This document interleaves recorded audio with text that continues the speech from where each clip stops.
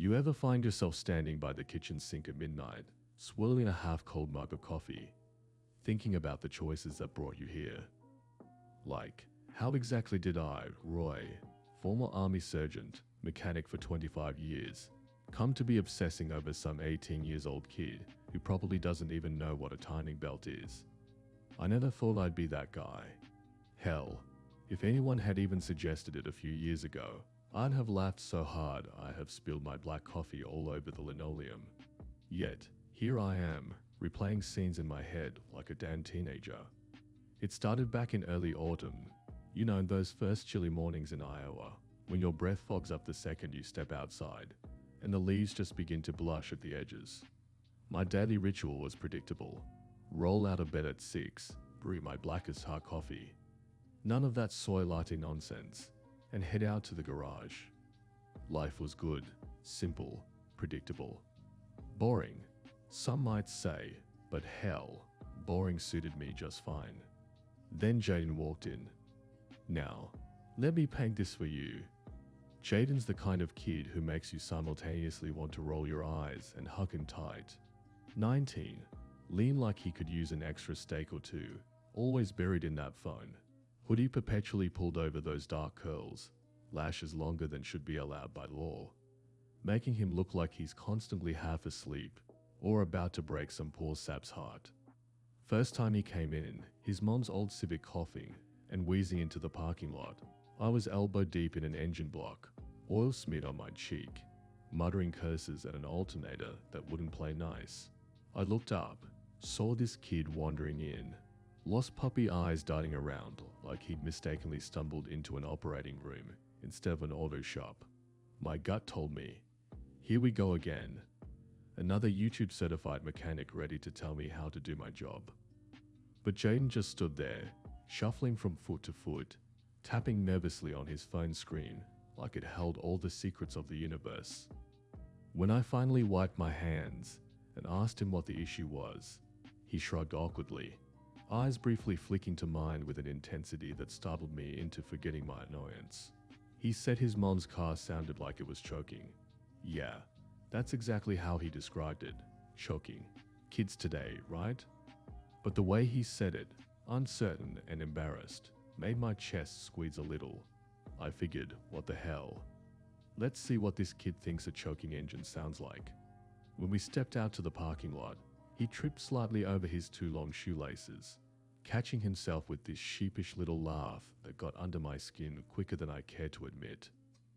As I popped the hood, Jaden hovered nearby, peering curiously into the guts of the car, like he'd never really looked inside one before.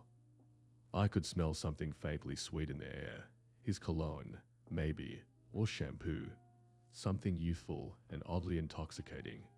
Shaking that thought out of my head fast, I told myself to focus on the damn spark plugs.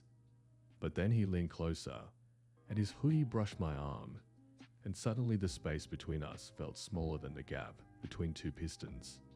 Now, you gotta understand, I'm not one to get flustered easily. I spent years barking orders at guys twice his size without blinking, but standing there, feeling this kid breathing close enough that I caught the warm puffs of air on my neck, my heart decided to kick it up a notch, pounding louder than the Civic's sputtering engine. I turned ready to snap something about personal space, but instead found myself caught off guard by his wide, uncertain eyes looking at me like I was supposed to have all the answers. So, of course, I grumbled something technical about worn belts and dirty filters, avoiding his gaze.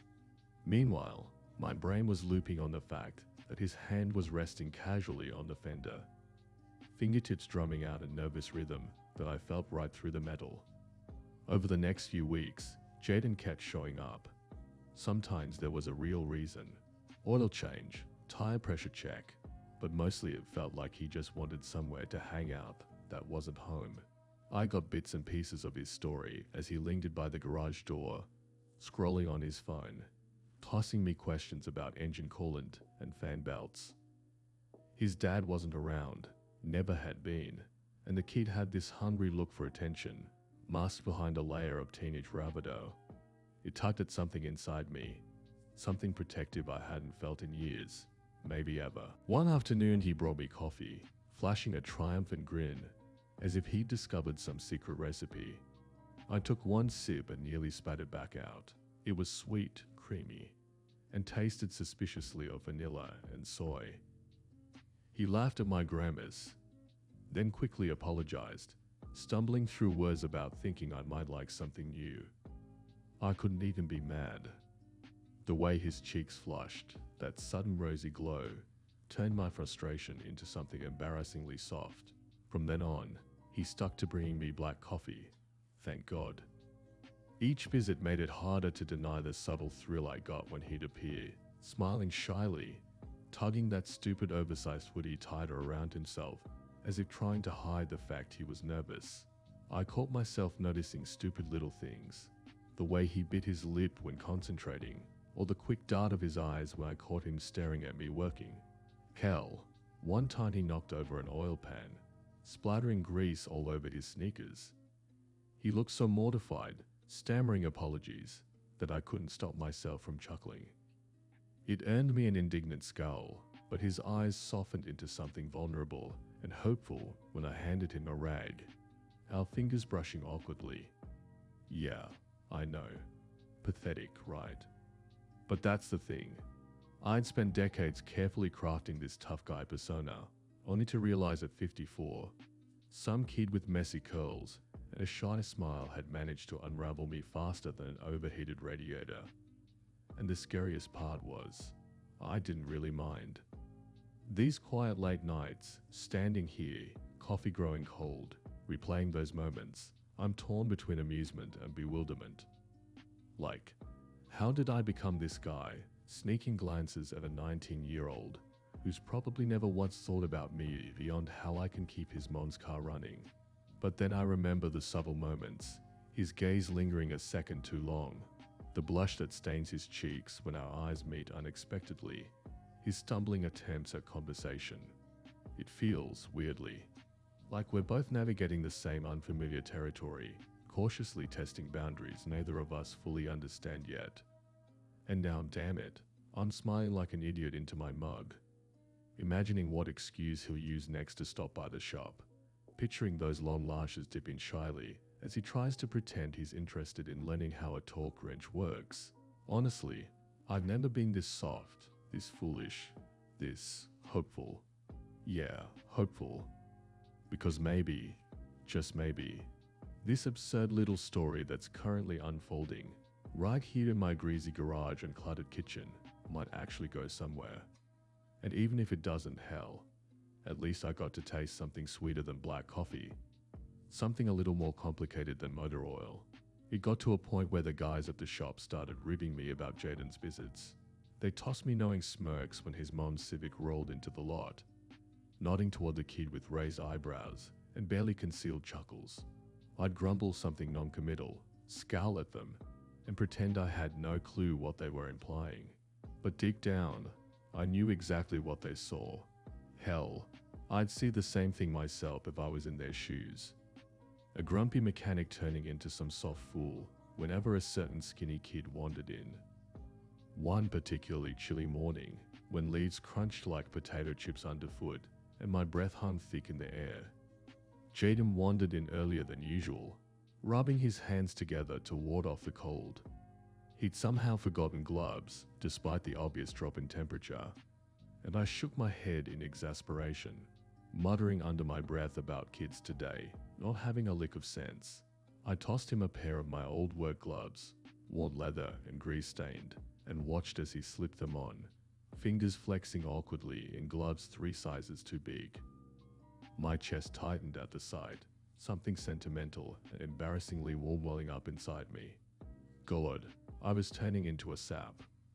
That day he stuck around longer than usual, half-heartedly poking through toolboxes, occasionally asking me questions I suspected he already knew the answers to. He seemed unusually jittery, his usual casual bravado frayed at the edges. I found myself watching him more closely, noticing little things, like how he kept biting his thumbnail, or how he paused typing on his phone to glance up at me with a peculiar intensity, as if he was weighing whether to say something important. Eventually, As the afternoon slipped into that golden, honeyed early evening glow, he mumbled something vague about needing a snack. Without thinking, I heard myself offering to drive him down to that greasy little diner by the highway. You know the type. Fluorescent lights buzzing overhead, vinyl seats patched with duct tape, coffee so bitter you could strip paint with it. Perfect, really. Jaden looked startled for a second, eyes wide like I'd offered him a lift to Mars instead of a rundown roadside joint. But then that slow grin spread across his face, the kind that always hit me square in the chest, and he nodded enthusiastically. Suddenly, I was nervous as hell, my palms feeling sweaty, and my heartbeat stuttering like some teenager on a first date. Christ, Roy, pull yourself together, man. I scolded silently, gripping the steering wheel tighter than necessary as we drove. We settled into a worn-out booth by the window, the vinyl squeaking embarrassingly under my weight.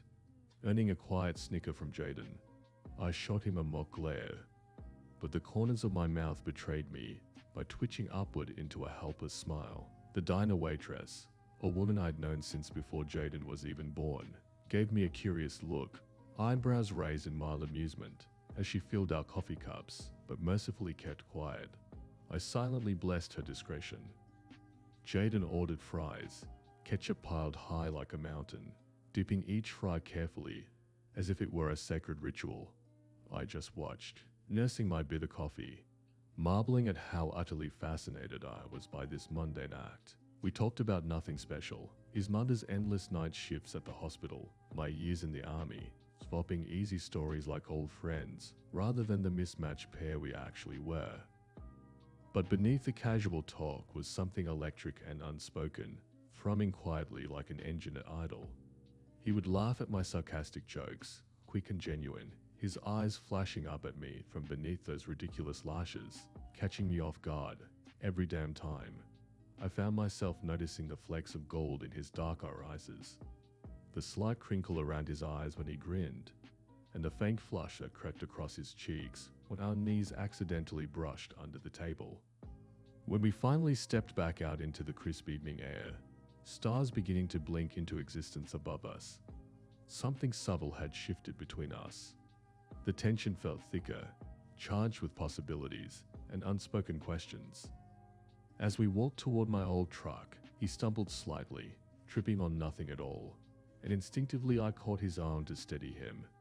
It was nothing, just a reflex, but he froze beneath my grip, eyes darting upward to meet mine with startled vulnerability. I quickly released him, coughing awkwardly, muttering some nonsense about watching his step, but my palm tingled from the brief contact. The drive back was quiet, thick with silence that wasn't exactly uncomfortable, just heavy with words neither of us dared to say. He kept glancing sideways at me, biting his lower lip thoughtfully, the glow from streetlights painting his young face in soft amber hues.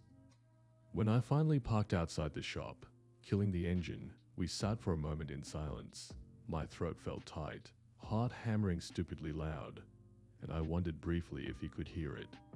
Just as I opened my mouth to break the silence, he fumbled for the door handle, thanking me hastily and almost tumbling out of the truck in his rush.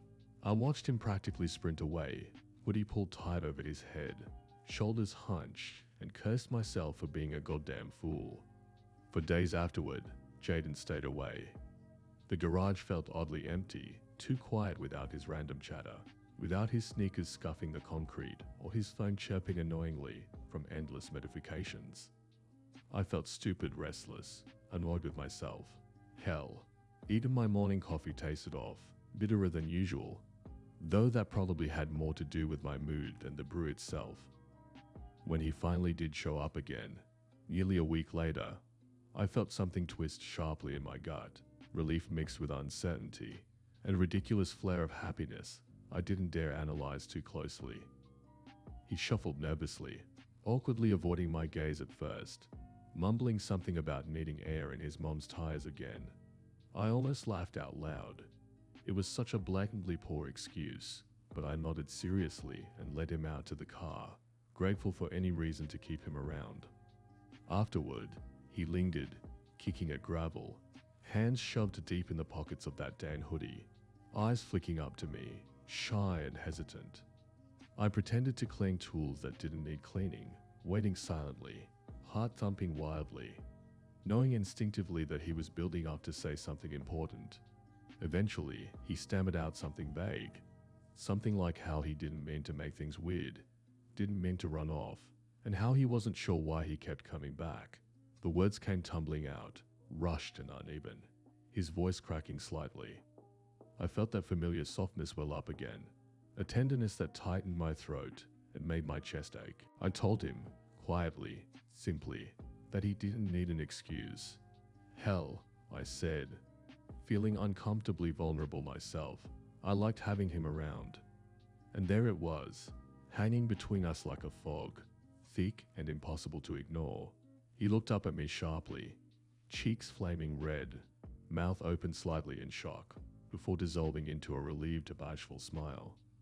That night, standing in my kitchen, mug of coffee forgotten on the countertop, replaying that smile in my head, I realized something painfully clear. There was no turning back from this. I was in way deeper than I'd ever intended, utterly smitten with a kid who could barely change a tire without supervision. Yet somehow, in that quiet moment, admitting it to myself felt liberating, like loosening a bolt I hadn't realized had rusted shut years ago. So here I am, admitting to you, friend, late at night, half smiling, heart thudding like an engine misfiring, fully aware that I've gone and fallen into something foolish, terrifying, and possibly, just possibly, the best thing that's happened to me in decades. And honestly, I wouldn't change a damn thing. From that point on, Jaden's visits took on a new, gentle rhythm. There was still that dance of hesitation between us, like two magnets cautiously testing polarity, never quite touching, but the pull always undeniably there. I started noticing him everywhere, not just at the shop. Funny how you can live in a small town your whole life and never really notice someone until your heart gives you permission. One cool October evening, as I was finishing up paperwork, elbows deep in grease-smudged invoices, he wandered into the garage unannounced, bundled in a hoodie that dwarfed him, hands tucked into its sleeves like he was trying to vanish inside. I raised an eyebrow at him, feigning annoyance, but inside my pulse quickened. He mumbled something vague about just passing by, which was ridiculous since his house was a solid 2 miles in the opposite direction, but I didn't call him on it. Instead, I told him to grab a stool and handed him a wrench, pointing at an old motorcycle I'd been restoring, something I planned as a private weekend project, now conveniently becoming a joint endeavor. We worked quietly, shoulders occasionally brushing, a current crackling between us each time. It was comfortable, easy, a quiet understanding building beneath the clinks of tools and murmurs about spark plugs and carburetors. My hands guided his, showing him how to tighten bolts gently, explaining the subtle balance needed to avoid stripping threads. And every time his fingers fumbled or slipped, he'd laugh nervously, sending warmth right through me. It was ridiculous, the way my heart was behaving. 54 goddamn years old, feeling like a teenager because some kid half my age couldn't hold a wrench steady. We took breaks now and then, sitting on battered folding chairs, sipping coffee, Jaden subtly edging closer with each pause, as though testing how near he could get before one of us acknowledged what was clearly happening. His cologne lingered faintly in the air, something soft and a little sweet, and I caught myself breathing it in deeper, savoring it quietly, as though committing it to memory. Then came the evening when the sky darkened suddenly, storm clouds rolling in out of nowhere, and the first heavy drops of rain hit the tin roof like tiny bullets. Jaden glanced at the downpour outside, eyes widening comically at the realization he'd walked to the garage and now had no easy way home. I chuckled, shaking my head and muttering something about him not having the sense God gave geese. He blushed fiercely, stammering some feeble defense, and for a second I considered teasing him further. But something about the way he ducked his head, embarrassed and shy, softened me instantly. So, I offered to drive him home, but halfway there, as lightning crackled overhead and the wipers struggled to keep up, he hesitantly admitted that his mom wouldn't be home till morning, working another late shift at the hospital. The implication hung thickly between us, and after a moment's silence, I gruffly offered up my guest room, pretending it wasn't a big deal, hoping he wouldn't hear the unsteady hitch in my voice. Back at my place, we stood awkwardly in the entryway, dripping water onto the worn rug, tension crackling louder than the thunder outside. I fetched him a dry shirt, one of mine, ridiculously oversized, and pretended not to notice the way it slipped off his slim shoulder, or the way he shyly adjusted it, eyes lowered, cheeks flushing again.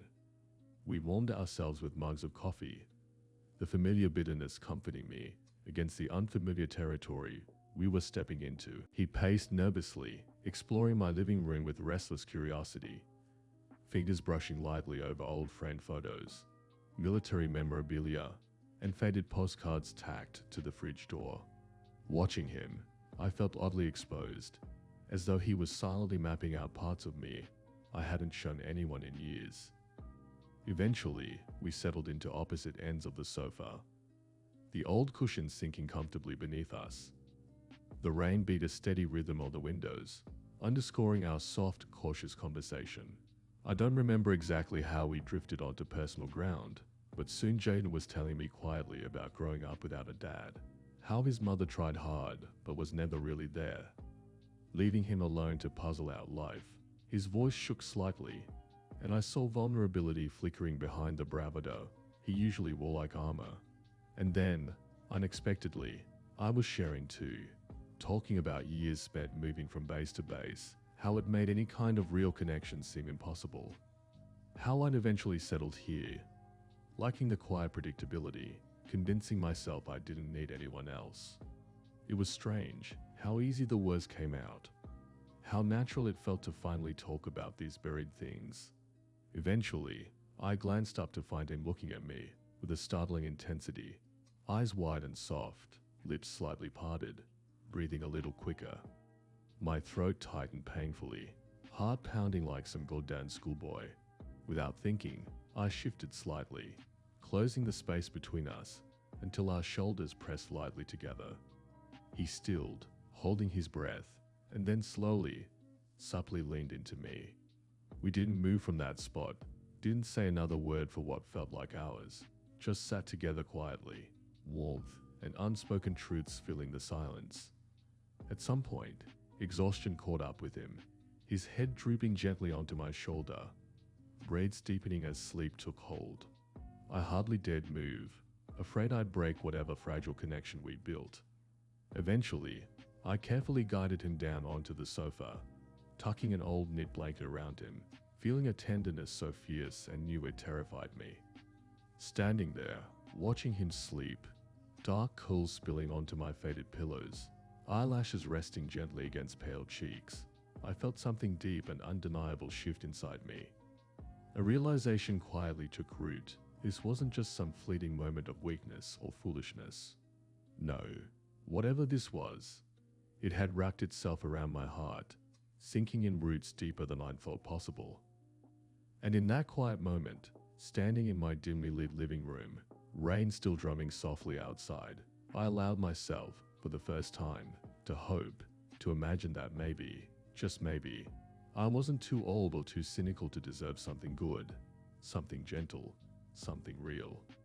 Funny thing about hope, it sneaks up on you quietly, slips under your defenses, and before you know it, it's reshaped your whole world. So here I stand, friend, late at night again, mug of coffee forgotten on the kitchen counter, staring out into the darkness with a faint, incredulous smile tugging at my lips, quietly terrified yet oddly content. Who knew that at 54 I'd find myself tangled up like this, heart thumping, palms sweating, hoping fiercely for something that feels both impossible and inevitable all at once. Yet here I am, and truthfully, I wouldn't trade this moment, this feeling, for anything else in the world. From that night onward, Jaden became a gentle, persistent fixture in my life, always showing up at the right moment. lingering comfortably in the corners of my days. You know how when autumn settles fully in, leaves start falling quietly, landing softly around you until suddenly the world feels different. That's exactly how Jaden happened to me, gradually, softly, and before I knew it, irrevocably. There was a sweetness in the routine we'd settled into, him showing up at the garage, me pretending not to notice how his visits became less about cars and more about simply spending time together. Sometimes he'd just perch himself on the edge of my workbench, swinging his legs, occasionally tossing out random questions about carburetors or transmissions, but mostly just chatting about nothing at all, peppered with that quiet, shy humor of his. I found myself inventing excuses to linger longer at the garage after closing, secretly hoping to hear the crunch of gravel beneath his sneakers, signaling his arrival. On nights he didn't show, the silence felt oddly heavy, and I'd catch myself glancing repeatedly at the doorway, wondering absurdly if he finally decided he had better places to be